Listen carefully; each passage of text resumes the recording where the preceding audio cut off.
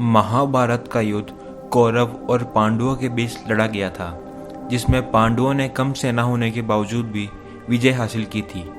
महाभारत का युद्ध 3112 ईसा पूर्व हरियाणा राज्य के कुरुक्षेत्र में लड़ा गया था। यह युद्ध मानव इतिहास में अब तक लड़े गए सबसे भयावह युद्धों में से एक माना जाता है। धर्म ग्रंथों के अनुसार यह युद्ध इतना विनाशकारी था कि केवल 18 दिनों तक चलने के बावजूद इसमें लगभग 80% पुरुष आबादी की मृत्यु हो गई थी। महाभारत ग्रंथ के 1/4 से अधिक हिस्से में मात्र इस युद्ध का वर्णन किया गया है। महाभारत युद्ध के बाद क्या हुआ, इसको लेकर हमारे मन में बहुत से सवाल उठते हैं कि जिनका राज तिलक स्वयं भगवान कृष्ण के हाथों हुआ, उनका विनाश कैसे हुआ? क्या हुआ जब हस्तिनापुर की राजगद्दी पांडवों के हाथ में आ गई? वे आखिर में कैसे मारे गए या उनकी हत्या कर दी गई? और सबसे महत्वपूर्ण बात, भगवान कृष्ण के साथ क्या हुआ? ऐसे कई सवाल हमारे मन में उठते हैं। इस वीडियो में हमने इन्हीं सवालों के उत्तर देने का प्रयास किया है।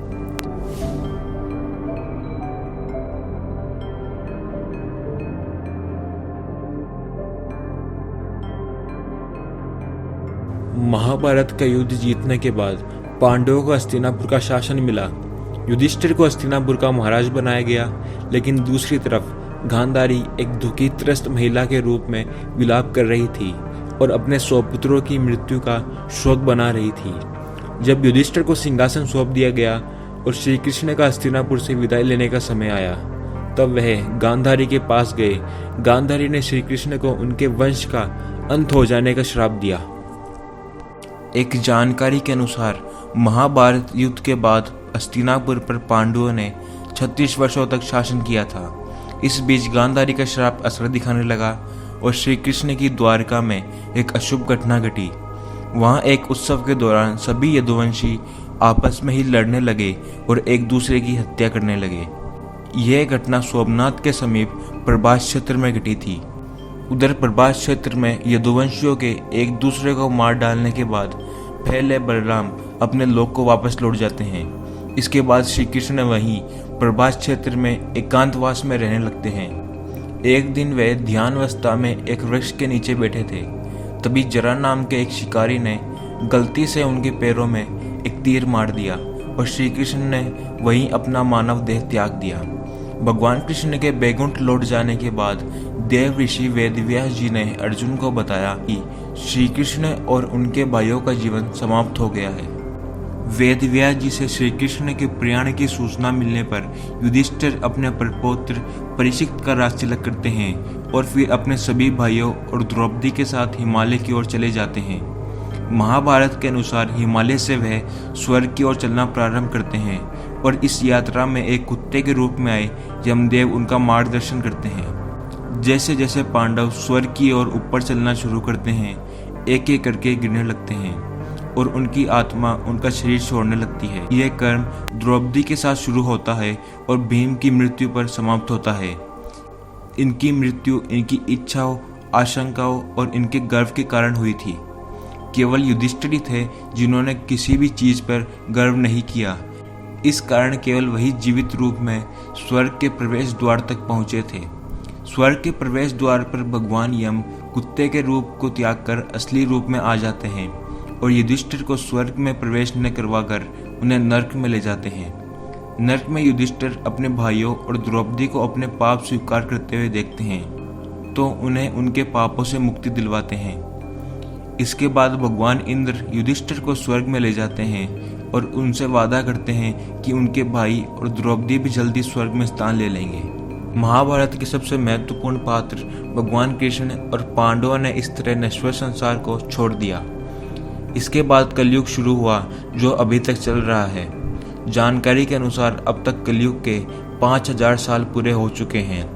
कलयुग की अवधि क्या है, इस पर अलग अलग मत देखने को मिलते हैं, लेकिन अधिकतम लोगों के अनुसार कलयुग की अवधि 4,32,000 वर्ष है। एक कहानी के अनुसार भीम, अर्जुन, नकुल और सहदेव द्रौपदी के साथ स्वर्ग पहुंचते हैं। वहां सबसे पहले वे अपने चचेरे भाई दुर्योधन को देखते हैं। दुर्योधन को देखते ही भीम असमझ में पड़ जाते हैं कि जिस दुर्योधन ने ईर्ष्या, द्वेष और लालच की वजह से अपने संबंधियों के साथ धोखा किया, रक्त बहाया, उसकी आत्मा को स्वर्ग में प्रवेश कैसे मिला? भीम ने अपने भ्राता युधिष्ठिर से प्रश्न किया और कहा कि जो व्यक्ति अनीति का ही साथ देता है उसे स्वर्ग की प्राप्ति कैसे हुई? यहाँ अवश्य ही ईश्वरीय न्याय में कोई चूक हुई है। भीम का प्रश्न सुन युधिष्ठिर मुस्कुराने लगते हैं और उन्होंने भीम से कहा कि ईश्वरीय न्याय में कभी कोई चूक नहीं होती। बुरे व्यक्ति को उसकी बुराई का परिणाम और अच्छे व्यक्ति को उसके सुकर्मों का परिणाम अवश्य मिलता है। युधिष्ठिर ने कहा कि हजारों बुराइयां होने के बाद भी दुर्योधन के भीतर एक अच्छाई थी और इसी अच्छाई ने उसे स्वर्ग दिलवाया। भीम की जिज्ञासा शांत करते हुए धर्मराज युधिष्ठिर ने बताया कि अपने पूरे जीवन में दुर्योधन का ध्येय एकदम स्पष्ट था। उसी उद्देश्य की पूर्ति के लिए उसने हर संभव प्रयास किया। दुर्योधन को बचपन से ही सही संस्कार प्राप्त नहीं हुए, इसलिए वह सच का साथ नहीं दे पाया। लेकिन मार्ग में चाहे कितनी ही बाधाएं क्यों न आई हो, दुर्योधन का अपने उद्देश्य पर कायम रहना, दृढ़ संकल्पित रहना ही उसकी अच्छाई साबित हुई। युधिष्ठिर ने बताया कि अपने उद्देश्य के लिए एकनिष्ठ रहना मनुष्य का एक बड़ा सद्गुण है। इसी सद्गुण के कारण कुछ समय के लिए दुर्योधन की आत्मा को स्वर्ग के सुख भोगने का अवसर प्राप्त हुआ है। युधिष्ठिर की बात सुनकर भीम की जिज्ञासा शांत हुई और कुछ समय दुर्योधन और पांडवों ने फिर एक साथ बिताए।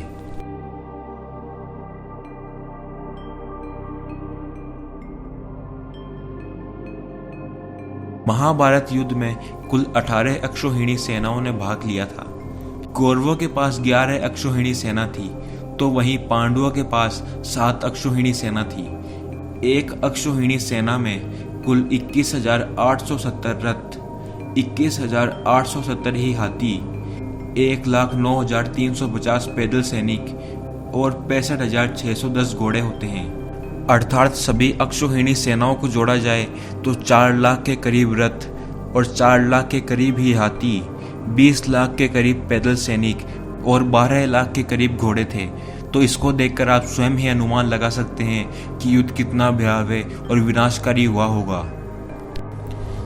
तो यह थी महाभारत युद्ध के बाद की कहानी और युद्ध से जुड़ा एक रोचक तथ्य, यानी अक्षौहिणी सेना के बारे में कुछ जानकारी। उम्मीद है आपको ये कहानी पसंद आई होगी।